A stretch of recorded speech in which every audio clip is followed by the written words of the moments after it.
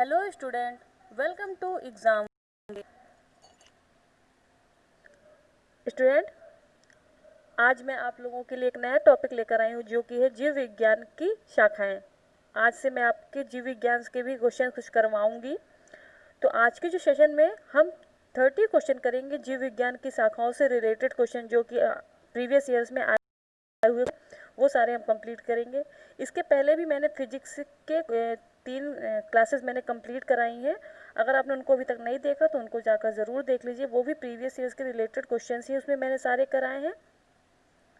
और यदि आपको पूरा वीडियो देखने के बाद अगर क्लासेस अच्छी लगे तो इसको लाइक कर दीजिए, और अभी तक सब्सक्राइब नहीं किया तो इसको प्लीज़ सब्सक्राइब कर दीजिए और ज़्यादा से ज़्यादा लोगों को शेयर कर दीजिए। तो चलिए हम आज का सेशन शुरू करते हैं।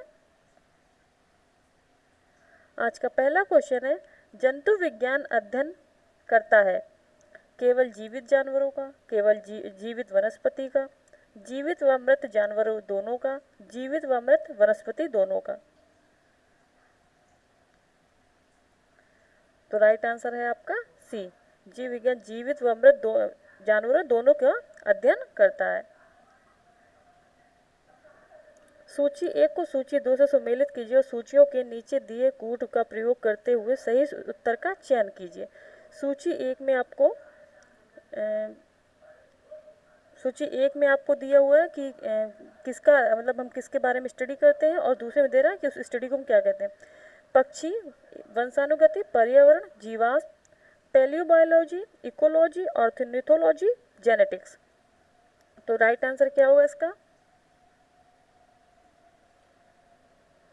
मैच करिए।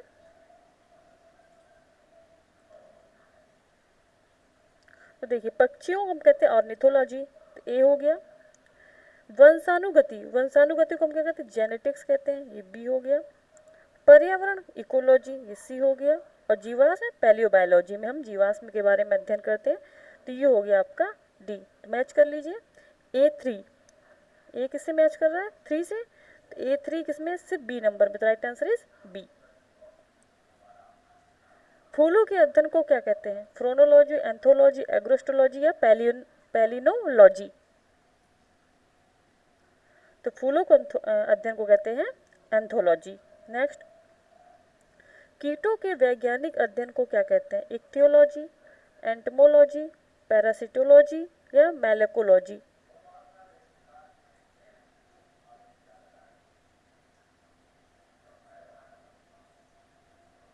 तो कीटों के अध्ययन को हम कहते हैं एंटोमोलॉजी।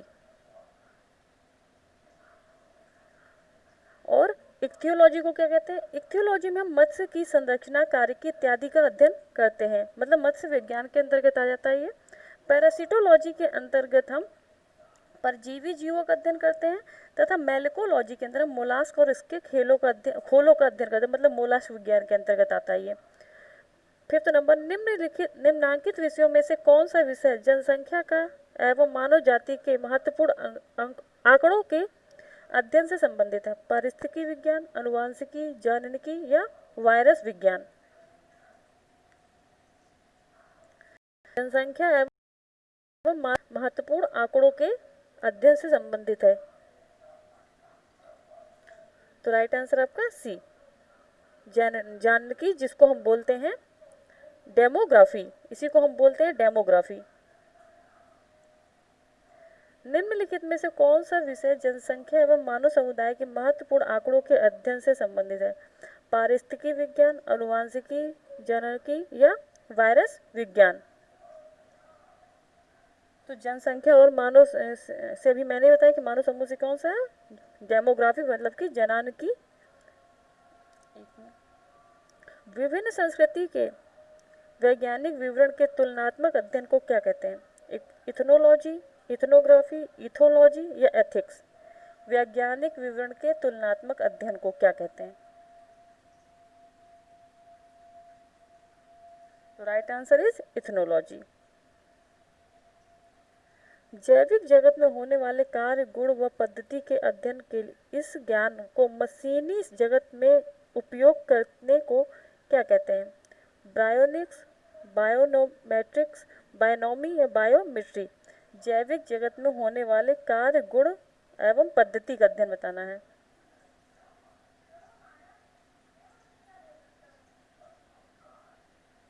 तो right answer is bionics. Bionics के अंतर्गत जैविक जगत में होने वाले कार्य, गुण एवं पद्धति का अध्ययन एवं अजैव तंत्र का इसमें प्रयोग किया जाता है। बायोनोमिक्स का मतलब होता है जीवधारियों तथा उनके वातावरण के साथ संबंध का अध्ययन करते हैं। बायोनॉमी में हम जीवन के नियमों का अध्ययन करते हैं तथा बायोमेट्री में गणित एवं सांख्यिकी की तकनीकों के द्वारा जीव विज्ञान का अध्ययन करते हैं।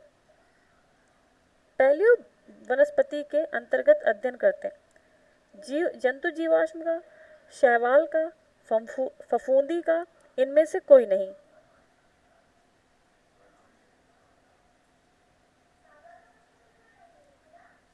तो पैलियो वनस्पति के अंतर्गत हम अध्ययन करते हैं इनमें से किसी का नहीं, क्योंकि पैलियो वनस्पति या पैलियो बॉटनी के अंतर्गत हम पादप जीवाश्मों का अध्ययन करते हैं। याद रखिएगा, पैलियो बॉटनी के अंतर्गत हम पादप जीवाश्मों का अध्ययन करते हैं।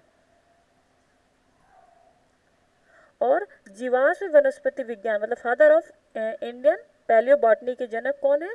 प्रोफेसर बीरबल साहनी। रेशम कीट पालन को कहते हैं एपीकल्चर, हॉर्टिकल्चर, सेरीकल्चर या फ्लोरिकल्चर?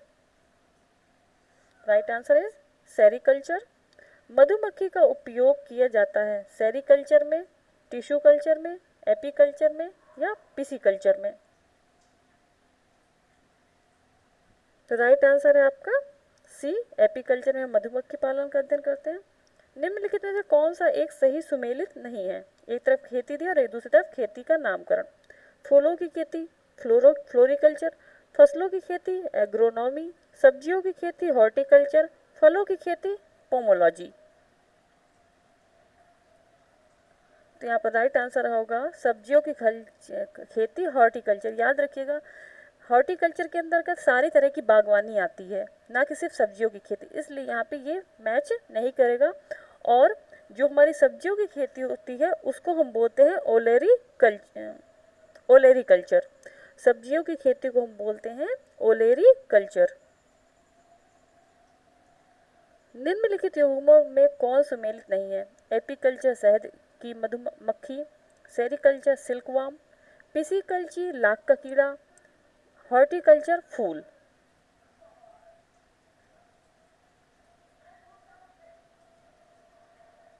तो यहाँ पे आपका होगा सी, पिसीकल्चर में हम मत्स्य पालन का अध्ययन करते हैं, ना कि लाख का कीड़े की।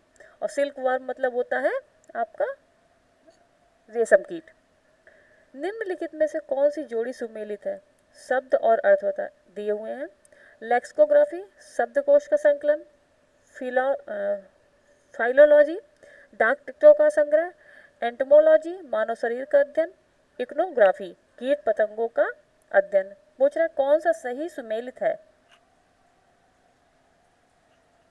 तो आपका ए नंबर सही सुमेलित है। लेक्सिकोग्राफी का मतलब ही होता है शब्दकोश का संकलन, लेकिन फिलोलॉजी का मतलब था भाषा की संरचना एवं विकास एवं इतिहास का अध्ययन, एंटोमोलॉजी कीटों का अध्ययन, और आइकोनोग्राफी मतलब होता है चित्रकला या प्रतिमाओं का अध्ययन।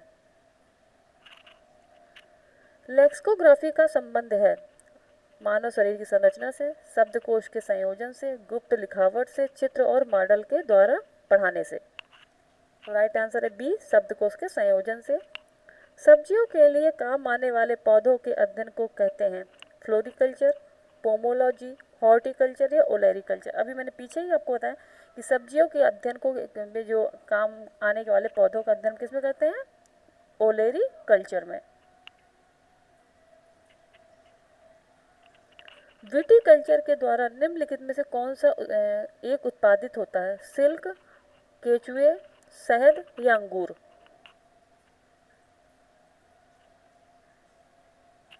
तो राइट आंसर है आपका अंगूर। विटीकल्चर के अंतर्गत आता है आपका अंगूर। कीट संवर्धन क्या है? कीटों की वृद्धि करने का विज्ञान, जंतुओं के अध्ययन करने का विज्ञान, मछलियों के अध्ययन करने का विज्ञान या कीटों को मारने का विज्ञान। कीट संवर्धन तो कीटों की वृद्धि करने का अध्ययन होता है कीट संवर्धन। वर्मीकल्चर में प्रयुक्त वर्म होता है टेपवर्म, सिल्कवर्म, थ्रेडवर्म या अर्थवर्म?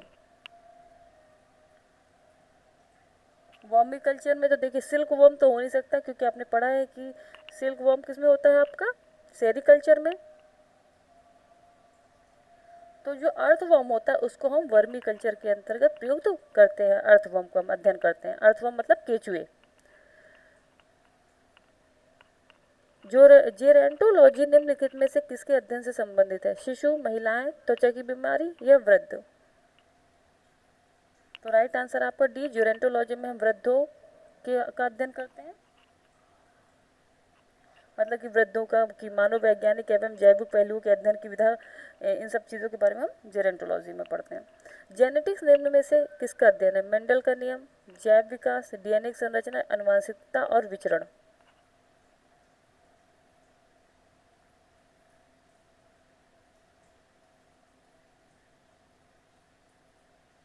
तो राइट आंसर होगा आपका आनुवंशिकता और विचरण। वृद्धावस्था एवं काल प्रभावन के विषय में ज्ञान प्राप्त करने की विधा को कहते हैं? ऑन्कोलॉजी, जेरेंटोलॉजी, टेरोटोलॉजी या ऑर्निथोलॉजी? तो अभी मैंने पीछे बताया कि मतलब कि वृद्धावस्था एवं काल प्रभावन के विषय में अध्ययन किसमें करते हैं? जेरेंटोलॉजी। जीर्ण वृद्ध होने की प्रक्रिया के अध्ययन को क्या कहते हैं? जेरेंटोलॉजी, एथनोलॉजी, एंथ्रोपोलॉजी या थैनेटोलॉजी? तो राइट आंसर है आपका जेरेंटोलॉजी। इस चीज़ को आप लोग ध्यान रखिएगा कि मैं एक ही टाइप के आपको कई क्वेश्चन करा देती हूँ जिससे कि आपको वो चीज़ याद हो जाए। जैसे मैंने वृद्ध से रिलेटेड आपको 3 बार क्वेश्चन कराएं, तो इससे आपको याद रहेगा कि जेरेंटोलॉजी में हम वृद्ध के बारे में अध्ययन करते हैं। पेडोलॉजी निम्न वैज्ञानिक अध्ययन से संबंधित है? वायुमंडल, मिट्टी, प्रदूषण या बीज?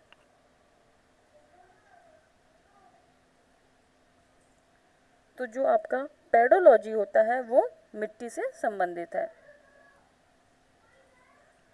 अस्थियों का अध्ययन विज्ञान किस शाखा के अंतर्गत किया जाता है? ऑस्टियोलॉजी, ओरोलॉजी, सेरोलॉजी या जियोलॉजी?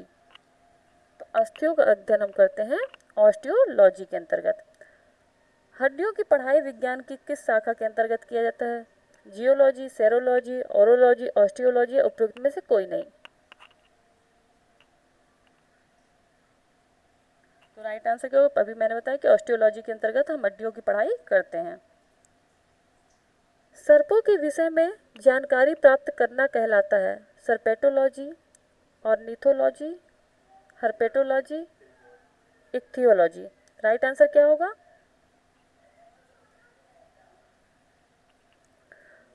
तो सर्पों के विषय में हम जो अध्ययन करते हैं उसे कहते हैं हम सर्पेटोलॉजी।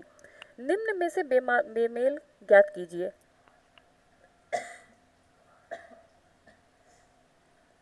Physiology, psychology, pathology, bacteriology? इनमें से क्या बेमेल है?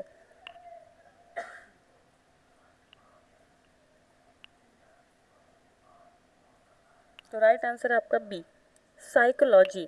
फिजियोलॉजी, पैथोलॉजी और बैक्टीरियोलॉजी जीव विज्ञान से संबंधित विधाएं हैं, मतलब उनकी उपशाखाएं।